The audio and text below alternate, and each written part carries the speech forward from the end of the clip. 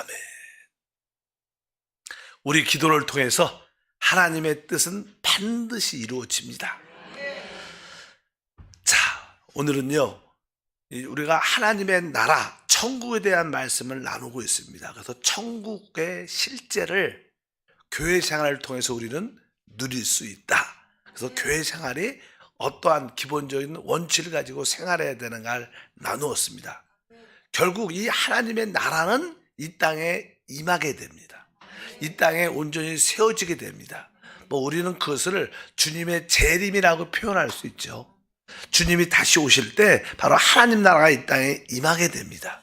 우리가 주님의 재림을 준비한다는 것은 하나님 나라가 이 땅에 임함을 체험하는 것입니다. 그러면 어느 때 어떻게 또 주님이 이 땅에 하나님의 나라를 세울 때 어떠한 일들이 일어날 것이고 어떻게 우리가 준비돼야 되는가, 거기에 대해서 오늘 말씀을 나누겠습니다. 그래서 하나님의 나라 천국의 나타남은 주님의 재림과 관련되어 있다. 그래서 그 하나님의 나라가 이 땅에 임하기 위해서 우리가 알아야 할 내용은 마태복음 25장에 기록되어 있습니다. 재림을 준비할 때 기본적으로 우리가 알아야 할 내용 중에 그 세 가지에 대한 설명이 마태복음 25장에 우리가 잘 알다시피 열처녀 비유가 있고, 두 번째는 달란트 비유가 있고, 세 번째는 양과 염소의 비유가 있습니다. 이 세 가지, 바로 열처녀의 비유, 달란트 비유, 양과 염소로 이렇게 구별되는, 나누어지는 비유가 사실 주님의 다시 오심과 관련되어 있다. 그냥 거기에 대해서 한번 말씀을 나누겠습니다. 일단은 열처녀 비유를 보게 되면 25장 이렇게 시작합니다. 25장 1절에 그때 천국은 마치 등을 들고 신랑을 맞으러 나간 열처녀와 같다 하리니. 그러니까 천국은 이렇게 있어요. 그때 천국은 뭐예요? 하나님의 나라를 말하죠. 하나님의 통치. 그러니까 하나님의 그 나라는, 천국은 바로 마치 등을 들고 신랑을 맞으러 나간 열처녀와 같다 하리니. 우리가 이 열처녀 비유를 진짜 많이 들었지요. 그래서 그 중에 이 다섯 처녀는 슬기가 있고 지혜가 있고 슬기가 있고, 조금 다섯 처녀는 어리석고 미련했다. 그래서 결국 이 다섯 처녀는, 슬기 있는 다섯 처녀는 바로 그 천국 잔치, 혼인 잔치에 들어간다는 거예요. 그러나 다섯 처녀는 들어가지 못한다, 그런 말씀이 쭉 기록되어 있습니다. 근데 여기서 중요한 것은 천국 잔치에 들어가는 것도 중요하죠. 최고예요. 어떻게 들어갈 것인가, 그런 내용을 자세히 설명을 하고 있고, 그러나 들어가지 못하는 자들은 어떻게 되는가, 그들이 구원받지 못했는가, 그렇지 않습니다. 여기에 보면 열처녀 모두가 다 구원받은 사람들이에요. 그러나 이 다섯 사람은 구원을, 천국의 혼인잔치에 들어가지만 다섯 처녀는 들어가지 못하기 때문에 바로 구원의 이야기가 아니라 하나님이 주시는 어떠한 상, 보상에 대한 문제다. 달란트 비유도 다섯, 두, 한 달란트가 있는데 다 주님의 종이었습니다. 종. 왜냐하면 이 이야기를 많은 사람들은 그냥 천국잔치에 들어가지 못하는 사람은 구원받지 못한 사람, 이렇게 생각을 많이 합니다. 근데 그렇지 않다는 겁니다. 그래서 이제 구원받은 사람들 우리 앞에는 바로 상과 보상의 문제가 있다는 것을 분명히 알고, 우리는 결국 주님이 다시 오실 때 주님의 그 그리스도의 심판대 앞에 다 서게 돼서, 구원받은 우리는 다 주 앞에 먼저 서게 돼서 주님이 우리에게 상과 벌이라는 어떠한 판단을 주신다는 거예요. 그러니까 우리는 거기에 대해서 보상을 받아야지, 상 받지 않으면 어떤 징계, 벌이 있을 수 있다. 그 이야기가 우리가 그냥 고린도 전서 3장 12절부터 15절에 자세히 나오죠. 앞으로 우리가 그리스도의 심판대 앞에 있을 때, 즉 주님이 다시 오실 때 우리는 다 주 앞에 서게 될 텐데, 그때 거기에 대해 이야기를 말씀합니다. 12절부터 만일 누구든지 금이나 은이나 보석이나 나무나 풀이나 집으로 이 터 위에 세우면 각 사람의 공적이 나타날 터인데 그날이 공적을 밝히리니 이는 불로 나타내고 그 불이 각 사람의 공적이 어떠한 것을 시험할 것임이라. 만일 누구든지 그 위에 세운 공적이 그대로 있으면 상을 받고 누구든지 그 공적이 불타면 해를 받으리니 그러나 자신은 구원을 받되 불 가운데서 받은 것 같으니라. 이것이 이제 그리스도 심판대 앞에 서게 돼서 우리에게 주어질 어떠한 결과를 말씀하는데, 자, 우리가 그리스도 심판대에 서갖고 이제 구원받은 후 우리는 당연하게 주님을 섬기게 되죠. 만약에 우리가 합당하게 주님을 섬기게 되면 여기 상을 받는다고 말씀하고, 그러나 우리의 봉사가 주님을 위한 것이 아니라 오직 나를 위한 것이고 나를 위해서 살았다면 그것은 해를 받을 수 있다고 말씀합니다. 우리가 주님을 위해서 복음을 위해서 충성스럽게 주를 섬겼다면 그것은 영원히 남게 될 겁니다. 여기 보니까 금이나 은이나 이렇게 남을 거라고 말하지만 그러나 나무나 풀이나 집 같은 것은 불로 태워질 때 다 타고 남지 않는다는 거예요. 그래서 여기서 이제는 다섯 처녀, 열 처녀 비유해서 다섯 처녀는 바로 그러한 의미로서 혼인잔치에 들어간다는 것을 분명히 기본적으로 알아야 됩니다. 그래서 구원받은 많은 성도 중에 얼마는 진짜 하나님이 주시는 그 보상을 누리지 못하게 될 것이다. 대신 어떠한 징계가 따른다고 성경은 말씀합니다. 그래서 우리가 그것을 우리가 지혜롭게 깨닫고 받아들여야 된다는 거예요. 보통 사람들은 우리가 예수 믿고 구원받으면 다 더 이상 문제가 없을 거라고 생각하지만 실제로 그렇지 않다는 거예요. 그래서 우리가 영원한 시대에는 문제가 없지만 그러나 다음 시대 천년왕국에는 어떠한 문제가 있을 수 있다. 그래서 기억해야 됩니다. 그래서 두 번째 달란트 비유는 좀 더 그것을 설명을 합니다. 우리가 잘 알다시피 우리 크리스찬들은 두 가지의 필요가 있습니다. 하나는 이게 성령의 내적인 충만함이 필요하고, 또 이제 성령의 충만함을 넘어서 이제 우리는 외적으로는 주님을 위해서 어떤 봉사와 섬김, 일을 해야 돼요. 충성스럽게 봉사를 해야죠. 주님을 섬기는 여러분들이 성가대를 하고 여성교회를 하고 전도를 하고 또 믿음으로 하나님께 11조를 드리고 선교에 동참하고 또 교회를 청소하고, 여러분들이 주님을 위해서 하는 모든 것은 하나의 봉사입니다. 우리에겐 당연하게 봉사가 있어야 된다는 거예요. 그래서 한 5달란트, 2달란트, 1달란트를 우리 주님이 우리에게 주시는데, 이제 25장 14절부터 15절에 말합니다. 또 어떤 사람이 타국에 갈새 그 종들을 불러 자기 소유를 맡긴가 같으니 각각 그 재능대로 한 사람에게는 금 5달란트를, 한 사람에게는 2달란트를, 한 사람에게는 1달란트를 주고 떠났더니. 그러니까 우리가 사실 주 예수를 믿으면 다 성령을 받게 되죠. 근데 성령 안에는 또 거기에 어떠한 기능, 은사들이 있습니다. 여러분 안에 이미 주 예수를 믿는 그 순간 성령이 우리 안에 오십니다.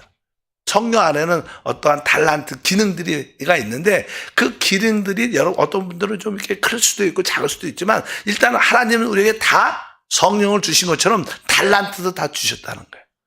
특별히 5달란트를 받고 2달란트 받은 사람들은 교회 안에서도 자발적으로 열정적으로 기쁨으로 봉사를 잘하죠.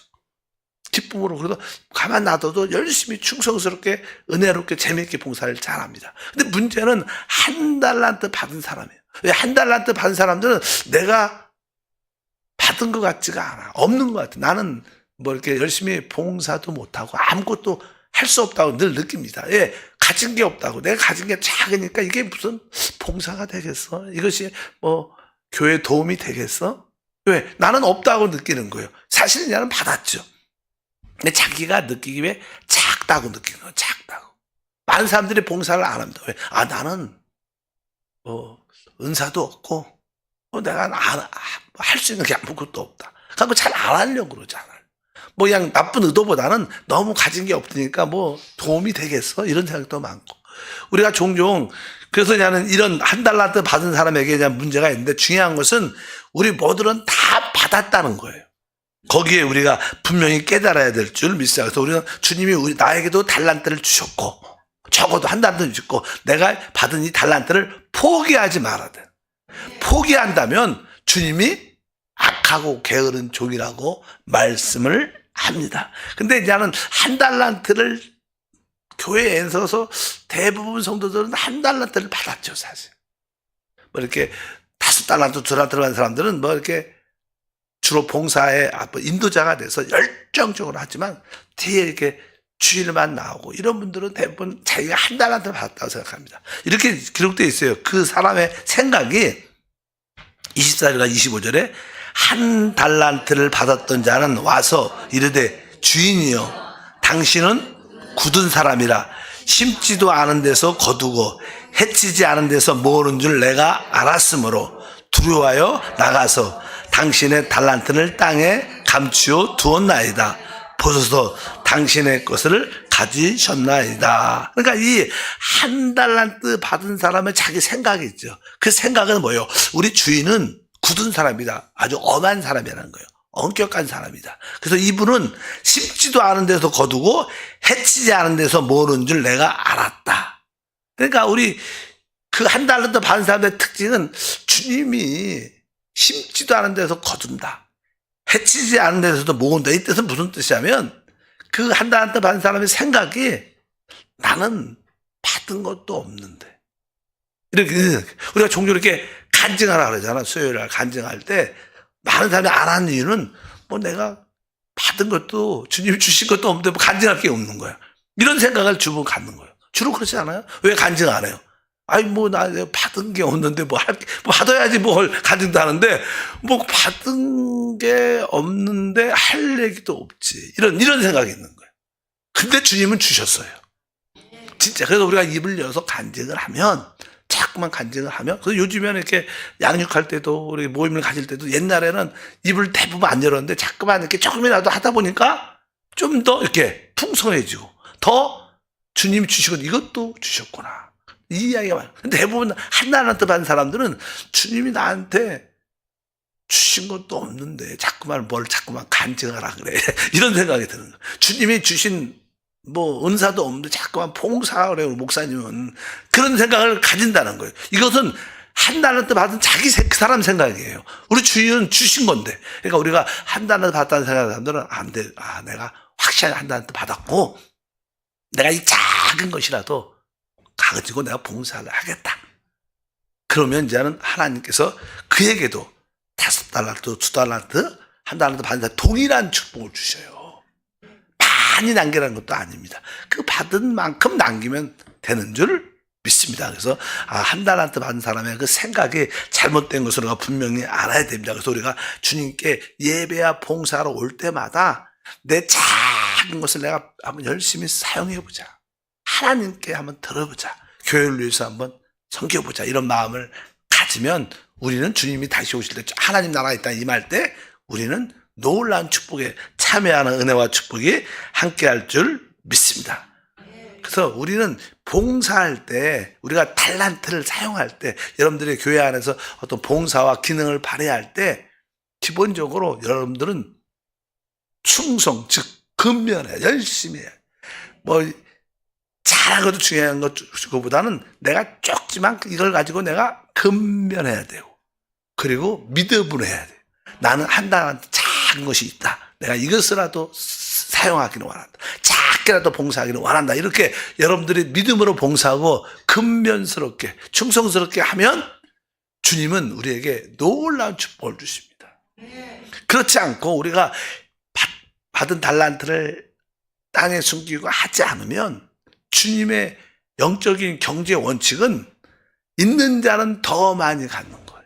더 많이 주십니다. 근데 없다고 느끼고 하지 않는 것은 주님은 그 사람 가진 한 달란트 이렇게 뺏어서 있는 달란트에게 줘요. 어떤 사람은 5달란트 갖고 10달란트를 5달란트 남겨 10개를 갖고 왔는데 그러면 주님은 봉사하지 않는 그 사람 한 사람 갖고 11달란트를 만들어준다는 거예요. 주님의 경제 법칙은 뭡니까? 있는 자에게 더 주시는 겁니다. 그래서 교회 안에서도 봉사하고 기쁨으로 주님을 섬기고 간증하고 그것이 뭐 봉사든 물질이든 열심히 하는 사람들은 더 많아지게 돼 있어요. 자꾸만 움켜쥐고 안 하는 사람들은 점점점 없어지게 되는 게 주님의 경제 원칙이기 때문에 우리가 분명히 그것을 분명히 깨닫고 여러분들이 가지고 있는 한 달란트일지라도 충성스럽게 믿음으로 사용하면 우리는 주님의 나라가 이 땅에 세워질 때 놀라운 축복에 참여하게 될 줄 믿습니다. 대부분 한 달란트 받은 사람들의 특징은 제가 계속 말하지만, 나는 가진 것도 없고, 나는 약한데, 나는 진짜 없는데, 난 진짜 약한데, 부족한데, 이런 생각을 주로 갖죠.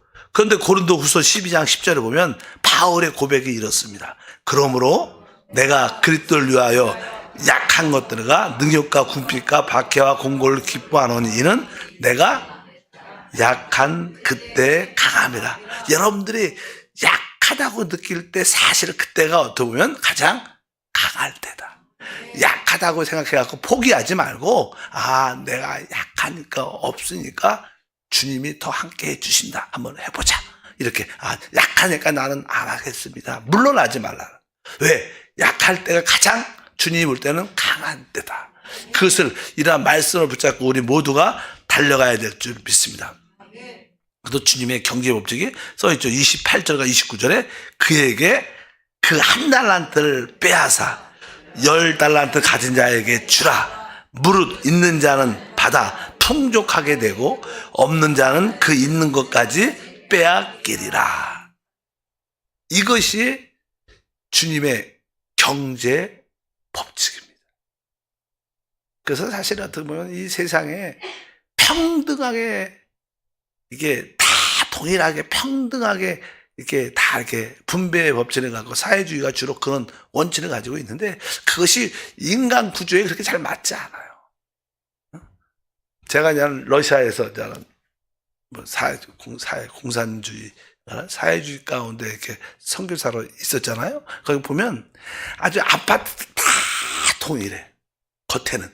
그냥 복도 같은 데 가면 얼마나 지저분하고 더러운지를 몰라. 근데 집 안에 딱 들어가면요, 집은 다 깨끗하고 다 나름대로 잘 꾸며놨어. 그냥 평등한 입장에서는 모든 아파트가 겉에는 다 이렇게 지저분해. 왜? 근데 자기가 사는 집 안은 집은 되게 잘 해놨어. 어차피 왜? 그냥 남들이 볼 때는 평등해야 되거든.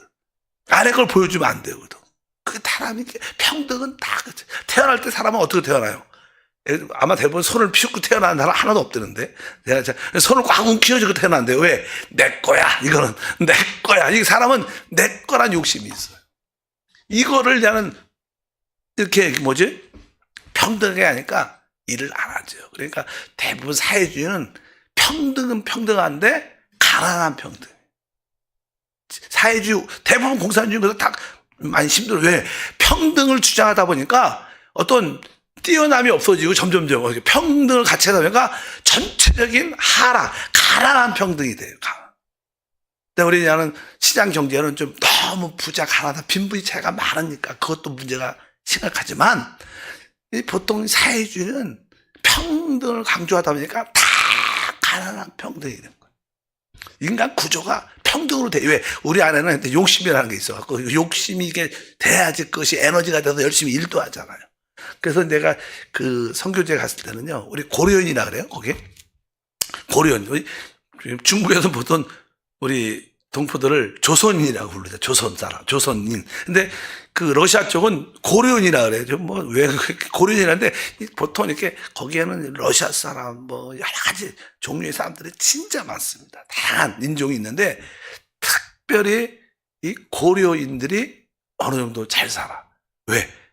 그 나라에서 이제는 러시아에서 이렇게 농사 같은 걸 쌀 농사를 지어야 되는데, 쌀 농사를 지는 사람들이 없어. 카작 사람들은 유목민이에요, 유목민. 양을 키우고 이런 일을 하니까 농사 같은 건 잘 못하죠. 그렇게 끌고 다니는 사람들이 땅 파고 앉아서 이런 거 하겠어요? 그러니까 농사, 쌀이 필요할 때 나는 고려인들이 옛날에 우리 조상들이 농사를 잘했잖아. 그러니까 농사 지는 사람이 없으니까 이 농사 지는 사람은 그 어느 정도의 소득에 예를 들어서 90%를 바쳐야 된다. 이렇게 하면 이 농사 지는 사람, 90%를 바친다 그러면 농사 지는 사람들은 50%만 바쳐라. 똑같은 땅인데 그렇게 하니까 훨씬 더 소득이 많아지는 거예요. 왜? 좀 더 주겠다. 열심히 하면 주겠다. 그러니까 나라에서 조금만 내고 가져라. 개인이 가져라. 그러니까 보통 때 농사를 지면 쌀이 10가마 나온다. 보통 때. 그러면 개인이 이렇게 10가마 무조건 내고 나머지는 가져라. 그러면 한 15가마 남아. 일을 하면, 열심히 하면 15가마 나오니까 나라에 10가마만 주고 5가마 가질 수 있으니까. 그냥 보통 때 그냥 농사 져라 그러면 아무리 열심히 해도 10가마도 잘 안 나와. 근데 진짜 나머지는 10가마만 내고 나머지는 가져라 그러니까. 그러니까 대부분 농사는 고려인이 져갖고, 그래 열심히 하니까 가니까 그래도 고려인이 잘 살더라. 그런 걸 많이 느끼는데, 인간은 그냥 그런 요소가 있는데, 하나님의 영적인 법칙도 보면 있는 자에게는 더 있어져, 풍족하게 돼. 근데 자꾸만 감추고 이렇게 안 하면 점점점 모든 것을 빼앗기는 게 하나님의 경제 법칙이라고 우리가 영적으로 우리가 이해를 하면 될 줄 믿습니다. 한편적으로 우리 주님은 엄격하시지만 또 한편적으로 그분은 우리에게 요구도 하시죠. 결국 뭐예요? 그 결과를 가지고 오라고. 결과, 우리 주님. 그러니까 여러분들이 주님은 진짜 나한테 준 게 없다. 난 받은 게 없다. 나쁜 뜻을 아니야. 난 진짜 아는 것도 없고 깨달은 것도 없고 은사도 없는데, 이렇게 대부분 생각을 하는데 실제로 우리 주님은 우리에게 주셨어요. 적어도 한 달란트라도 주신 줄 믿습니다. 그래서 여러분들이 그 결과를 꼭 하나님께 드려야 다음 시대 구원이 아니라 하나님의 보상을 누리게 될 줄 믿습니다. 사실 중요한 말이죠. 25장 30절에 읽어보니까 이 무익한 종을 바깥 어두운 데로 내쫓으라. 거기서 슬피 울며 이를 갈리라 하니라. 여기에 그러니까 이 무익한 종, 하나님이 주신 그런 달란트를 사용하지 않고 주님께 열매를 맺지 못한 자들에게는 무익한 종이 되고, 오늘 말씀에 바깥 어두운 데로 내쫓으라. 뭐 바깥 어두운 데가 어디냐? 그럼 나도 모르죠. 성경에 써 있어요. 뭐 지옥은 아닐 거고, 일단은 불못은 아닙니다. 근데 불못 근처인 것 같아요. 근처. 어쩌든지 여기 보니까 거기서 슬피 울며 일을 할 것이다. 그러니까 이것은 멸망을 의미하지는 않지만, 보통 이제 우리가 신학교에서 아주 중요한 학파가 있습니다. 하나는 이게 칼빈주의가 있어. 칼빈주의. 예정론이라 그러죠. 우리는 창세전에 예정됐다. 또 하나님 부르심 받다 공부하잖아요. 그리고 이제는 하나님의 부르심을 받고 구속을 체험하고 누린다. 그래서 하나님이 우리를 한번 구원하시면 그 구원은 뭐라 그러는 거예요? 영원한 구원이라. 절대로 놓칠 수 없다. 이것은 성경적으로 정확하게 맞죠. 장로교가 예정론 칼빈주의를 갖고 있는데, 그런데 그들은 그 말씀만을 붙잡고 있어요. 근데 오늘 같은 25장 30절을 보면 이 무익한 종을 바깥 어두운 데로 내추라. 거기 슬피 울며 이를 갈리라. 이거는 뭐예요? 어떠한 징계가 있다는 거예요. 근데 이런 말씀은 강조를 안 해요.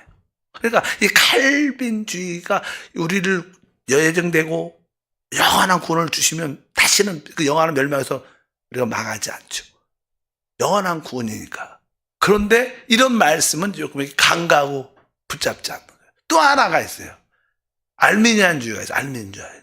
거기는 우리의 구원이 이렇게 오늘 구원을 받았지만 우리가 합당하게 살지 않으면 구원을 어떻게 잃어버릴 수 있다. 이렇게 가. 엘리베이터는 기본 성령 충만하면 쫙 올라가고, 좀 내가 영적으로 가라앉으면 쭉 내려가고, 이렇게 엘리베이터 구원 같은 그런 거예요. 칼빈주의는 쉽게 말하면 그런 겁니다. 그러니까 우리가 구원을 받았지만 우리가 올바로 믿음으로 살지 않으면 구원을 잃어버릴 수 있다. 그러니까 주로 이제 하는 칼빈주의는 이런 말씀을 주로, 징계의 말씀, 이런 말씀을 주로 붙잡고 강조를 해요. 그러니까 우리가 늘 말하죠. 근데 우리가 말할 때 우리가 분명히 말씀 안에는요, 한번 구원받으면 영원한 구원입니다. 그것은 사실 우리가 시대적으로 우리가 이 시대가 있고 현세가 있고 내세라는 게 있잖아요. 그리고 성경에 보면 영세가 있어요. 그러니까 우리가 구원받은 것은 영세 안에서는 영원한 겁니다. 그러나 다음 시대는, 우리는 그냥 그런 말씀을 공부를 많이 했기 때문에 여러분들은 그런 혼돈이 없죠. 그러나 이런 걸 가르치지 않는 교회는 다음 시대는 모든 사람이 다 잘 되는 건 아니죠. 다음 시대는 뭐예요? 이기는 자가 누리는 시간이에요. 이 땅에서. 그래서 그것을 영원한 구원과 하나님이 주시는 상가는 이게 똑같이 생각하면 안 돼요. 또 영원한 멸망을 또 하나님이 주시는 징계하고 또 서로 이렇게 섞여지면 안 된다는 거예요. 그래서 우리는 오늘 말씀에 달란트 비유도 열처녀 비유도 마찬가지로 우리는 다 구원받았지만 주님의 종이지만 우리가 충성스럽지 않고 깨어있지 않으면 우리는 징계를 받을 수 있다는 거예요. 그 징계는 영원한 징계는 아닐 거라고 저는 생각합니다. 영원한. 왜? 영원함이 시작될 때는 다 우리는 온전함을 누리게 될 줄 믿습니다. 그러나 다음 시대에는 그렇지 않을 것이다. 그래서 우리가 주님이 우리로 하여금 깨어있도록 주시는 말씀이고 축복인 줄 믿습니다. 그래서 우리 주님은 사실 지혜롭죠. 그리고 아주 그분은 우리 사람을 다루시는 방법을 정확하게 알고 계세요. 우리가 너무 느슨하지 않도록 또 주님이 예비하신 축복을 누릴 수 있도록 한편적으로 영원한 구원을 예비하셨고 또 이기는 자들에 대해서는 하나님이 충성스럽게 높여 세워주시고 누리게 해주신다. 우리가 이 열처녀 비유와 5달란트 비유에서 우리는 그것을 알 수 있는 줄 믿습니다. 그래서 여러분들 이러한 말씀을 붙잡고 이렇게 구원과 반대는 영원한 멸망이죠. 반대로 상급과 또 영원한 반대말은 뭐예요? 징계, 벌입니다. 그러니까 구원과 영원한 멸망 또 상급과 징계가 있다는 거예요. 그것도 구분을 그냥 영원한 구원과 그냥 이렇게 섞여지면 확실히 우리 신앙에 혼돈이 오죠. 또 많은 성도들은 대부분 여기에 대해서 혼돈이 있습니다. 영원한 구원과 멸망을 아까 상과 징계, 벌로 섞여갖고 4개가 섞여갖고 막 있으니까 이 말이 맞는 것 같고 이 말이 성경은 이 4개가 다 있어요. 그런데 다음 시대는 특별히 구원받았을지라도 이기는 자들, 준비된 자들 누리는 축복이고 그러나 이제 그들도 나름대로 어떠한 어두운데 바깥에 던져져서 슬피 울며 거기서 슬피 울면 뭘 하겠어요? 아마 회개하겠죠. 훈련되겠죠. 온전케 되겠죠. 그리고 나서 이제 천년이나 훈련을 통하여 영원한 시대, 영원함을 누리게 될 줄 믿습니다. 그래서 우리가 이런 말을 하죠. 쉬운 말로 진짜 믿음으로 구원받고 이기는 사람들은 천년 먼저 왕노릇을 하는 거예요. 천년. 그래서 영원한 시대는 이제 할 거니까 영원히 하니까. 그러나 천년 먼저 하는 거죠. 천년 먼저. 그래서 여러분들 100년을 투자하고 100년도 아니야. 한 20년 투자하고 천년을 누리길 축복합니다. 만약에 그렇지 않은 사람들은 천년 고난과 어두운 데서 훈련받다가 그 천년 후에 왕노릇. 영원한 후에. 영원한 입장에서는 다 할 거예요. 똑같이. 왜? 하나님의 자녀니까. 생명 얻었으니까. 그것을 알고 우리가 깨어 있어야 될 때, 천국이 나타날 때 이 땅에 이런 일들이 있을 것이다. 하나님 아버지 감사합니다. 다시 한번 천국이 무엇인가를 보았고 결국 천국은 주님의 제 이름을 통하여 이 땅에 나타납니다. 하나님 나라가 이 땅에 세워질 때 어떻게 우리가 준비하고 거기에 대한 어떠한 말씀이 있는 것을 깨닫게 하시고 슬기 잃은 5 처녀가 되게 하시고 충성스럽게 주님을 섬기는 달란트를 남기는 주의 종이 되게 도와주셔서 주님이 주시는 천국의 나타남 안에 최고의 누림을 갖게 하옵소서. 주 예수 이름으로 기도합니다. 아멘. 하늘에 계신 우리 아버지여 이름이 거룩히 여김을 받으시오며 나라가 임하시오며 뜻이 하늘에서 이루어진 것 같이 땅에서도 이루어지리라. 오늘 우리에게 일용할 양식을 주시옵고 우리가 우리에게 죄 지은 자를 사하여 준 것 같이 우리의 죄를 사하여 주시옵고 우리를 시험에 들게 하지 마시옵고 다만 악에서 구하시옵소서. 나라와 권세와 영광이 아버지께 영원히 싸움나이다. 아멘. 기도합니다.